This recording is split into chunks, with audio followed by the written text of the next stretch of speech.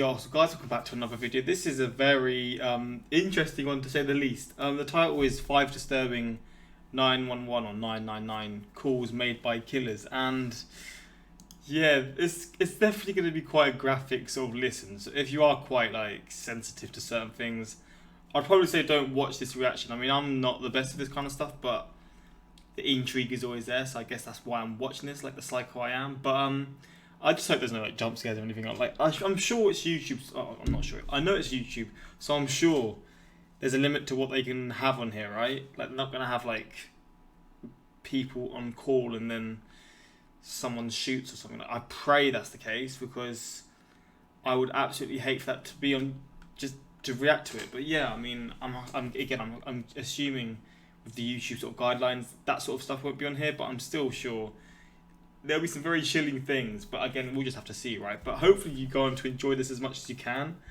This wasn't really suggested, I just saw this popped up and I just sort of thought, could be something to react to, and here we are with it. But yeah, hopefully if you want more of this stuff, you can suggest in the comments. And I mean, yeah, we're just going to jump into it. Quick shout out to my Instagram, my Twitter, links in the description for those interested. Same for my Patreon, links are there for those interested.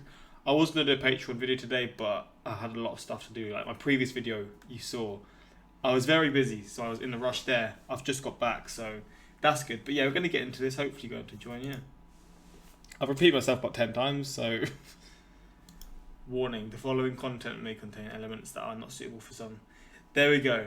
If you are quite sensitive, please just don't watch this reaction.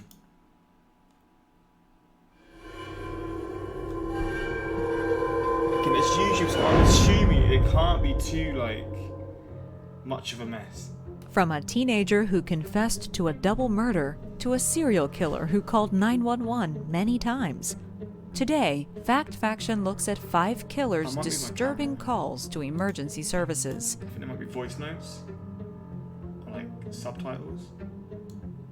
Maybe. First up is the shocking confession made by 17-year-old Jake Evans, who called 911 to report the murder of his mother and younger sister. In the call, which was made in 2012, Jake explained in terrifying detail how he killed both his mother and sister using a gun he had stolen from his... Bro, he looks like such a normal kid. He just looks normal. Like there's nothing like necessarily like murderous about sister. Him. In the call, which was made in 2012, Jake... That sounds quite weird to say. I guess anyone can be a murderer, right? But you know what I'm trying to say? Explained in terrifying detail how he killed both his mother and sister using a gun he had stolen from his grandfather, and talked about his thoughts before and after the killings. He explained that he was influenced by the horror film Halloween. He admired the killer in the film because he did not have any empathy. Leading up to the incident, Evans had gotten angry at his 15-year-old sister Mallory due to hearing her say something. Oh, so you got angry, so you decided to shoot your fucking sister, bro. Racist. According to Evans, this made him despise. Due to hearing her say something racist. According to Evans, this made him despise his family, and as a result, he saw them as bullies and... Oh, wow. This is a deeper one then. So obviously that he's got his reasons, but the reasons, I mean, I still wouldn't say it. It just means, yeah, let's just shoot them up. But yeah, I'm kind of baffled now. This just seems like an absolute mess. Still, do you go to that lengths? The sort of idea of him like not liking it. Fair enough. A lot of people don't. But mate, there's actions that you do. You don't do that kind of stuff. And racists.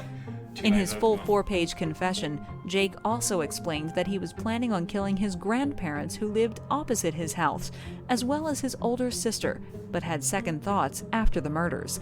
In 2015, Evans was sentenced to 45 years in prison. Concord County 911, where is your emergency? Yeah, so there is. My house. Okay, what's the emergency? I just killed my mom and my sister. What? I just killed my mom and my sister. You just killed your mother and your sister? How did you do that? I shot him with a .22 revolver. Are you sure they're dead? Yes. Jeez, man. Fuck me. Next up is Brian Sweat. At the age of 27, he committed mass murder in Greenwood County, South Carolina. His victims ranged from the ages of 9 to 51 years old. Among the victims were Chandra Fields, the mother of Sweat's baby daughter, both of her parents, and 2 of Chandra's nephews. It is believed that Sweat had broken in and waited for the victims in their home while they were out, and then took them hostage as soon as they returned. He bound them with duct tape and then shot the majority of them. He then called 911 and calmly told the operator that he was about to commit suicide and that he was extremely stressed. He also told them that he had a weapon in hand. Greenwood 911 may help you. Oh, yes, I need an officer at 2007 Callison Highway. What's wrong? Oh, I'm just stressed out, and I'm about to take my life. What's your name? It's unknown. Okay, do you have a weapon with you? Huh? Do you have a weapon with you? Yes. Gee, there's people crying in the background, man. Oh my days. I just saw people, I didn't really know what was going on, and I realised it's just probably the hostages, isn't it? Don't point at me. What's going on? Before the tragedy took place, Sweat wrote many Facebook posts stating how angry he was with Chandra, as according to him, Chandra was stopping him from seeing his daughter. Fortunately, there were some lives that Sweat spared on the day of the massacre, one of whom was his daughter, who he told to get out of the house, as well as 4 other children. The children ran to a neighbor's house, and the neighbor also called 911. Greenwood 911. This is.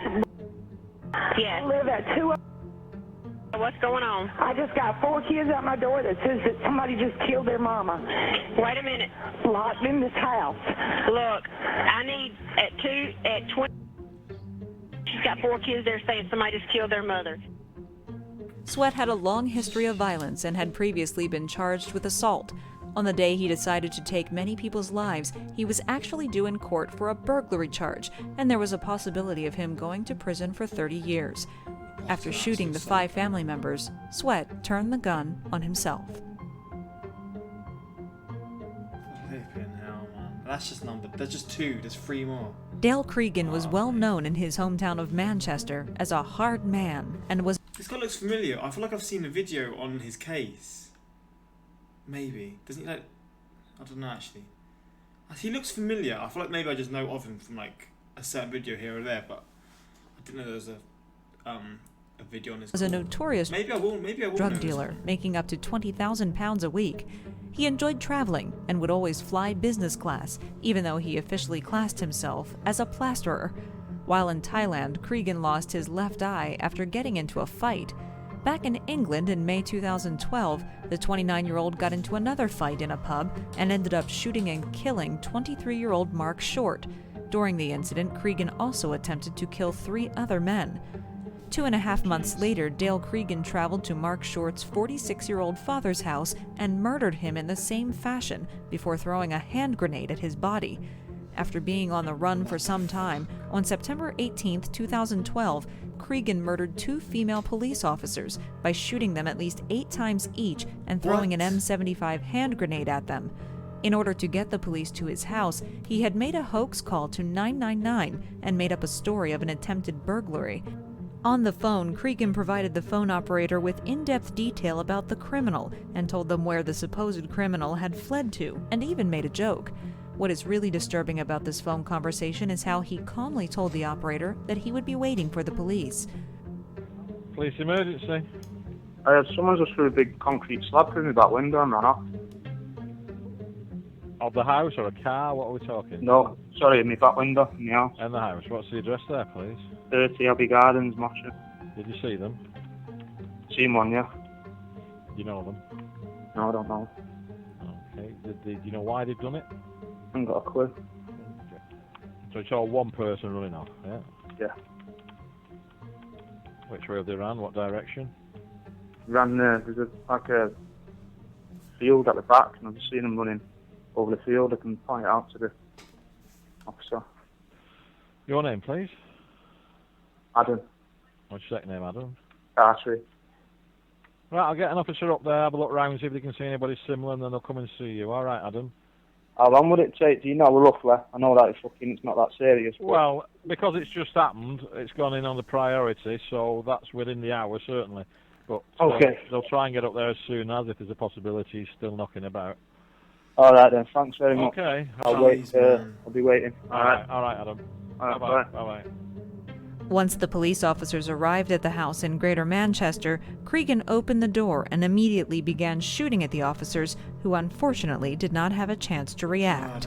After the brutal murders, Cregan traveled to a local police station and handed himself in. He told them proudly that he was wanted by the police and then confessed to his awful crimes. On June 13, 2013, Cregan was found guilty of 4 counts of murder and 3 counts of attempted murder, and was sentenced to life imprisonment without the possibility of parole. Jeez, man. How deranged do you have to be to do something like that? Oh, mate. On August 3, 2010, Omar Thornton was called into his place of work at the Hartford Distributors in Manchester, Connecticut, and was confronted with security camera footage which showed him stealing beer.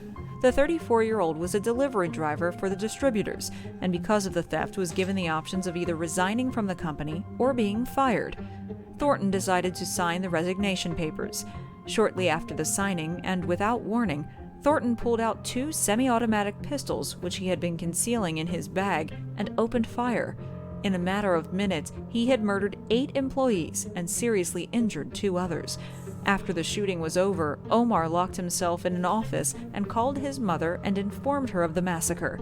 He also told her that he was about to take his own life. He then called 911 and gave his reasons for the shooting. Imagine being his Here is mum. the call. State police. Being his mum and hearing like your son calls you and he just tells you what's gone on. Oh my God, I can't put into words how devastating and just like heart-wrenching that must be for your mum. Obviously, the victim as well is a sicko, but I mean, we're gonna see what led to this one. This is 911. Yeah, can I help you? This is Omar Thornton, the shooter over in Manchester. Yes, where are you, sir? I'm in the building. You probably want to know the reason why I shot this place up. This place is a racist place. Yep, I understand that. Yeah. Oh, wait, what? You probably want to know the reason why I shot this place up. This place is a racist place. Wait, what's this place then? I don't really know much about it. Maybe I missed what was said. Yep, I understand that. Yeah. They treat me bad over here, and treat all other black employees bad over here too. So I take it to my own hands and handle the problem. I wish I could have got more to people. Yeah. Are you armed, sir? Do you have a weapon with you? Oh yeah, I'm armed. How many guns do you have with you? I got one now. There's one out in the factory there. Yep. Okay, sir. I'm not gonna kill nobody else though. Yeah. We're going to have you surrender yourself somehow here. Not make the situation any worse, you know what I mean? These cops are gonna kill me. No, they're not. We're just going to have to get you to relax. I'm black. Calm down. To have you, turn yourself over. How much ammunition you have with you? I got a lot of shots left. Oh. What's that? All right. I guess this conversation is over. I have to take care of business. Got my people, I love them. Yeah. And I gotta go now. Omar. God damn. After the call ended, Thornton took his own life by shooting himself in the head before police could get to him. His family and ex-girlfriend claimed that he had complained many times that he was being racially discriminated at work. His ex also claims that she saw a picture on his phone which showed racist graffiti inside the bathroom where he worked. This place sounds like an absolute fucking mess. I mean, I'm not gonna say, oh, he was right to do this, but when people are so like discriminated against and it's like at their workplace, I mean, it's gonna make you mentally feel a certain way and do certain things that you shouldn't do. I mean, that's just like how humans are, right? But I mean, yeah, this place, jeez, this is a really like battle of two ones. Like I can't sort of side with one side, can I? I'm just sort of like, oh shit. I mean, I'm assuming he probably killed maybe some people that were innocent. I don't know, but yeah. God damn, that's a tough one. The company's president, other employees, and union officials are adamant that the racist claims are not true. I mean, they would say that, wouldn't they? They would say that. But, I mean, I don't know. The last killer on this list is probably the most infamous, as he made numerous chilling phone calls over the span of 2 years. His phone calls to the authorities were so strange that he was nicknamed the Weepy-Voiced Killer. His name was Paul Michael Stefani. After each brutal crime he committed, he would call the police in an emotional manner and confess, but would never give his name. It all started on New Year's Eve in 1980, after he beat a female named Karen Potak so badly that she gained a brain trauma and was close to dying.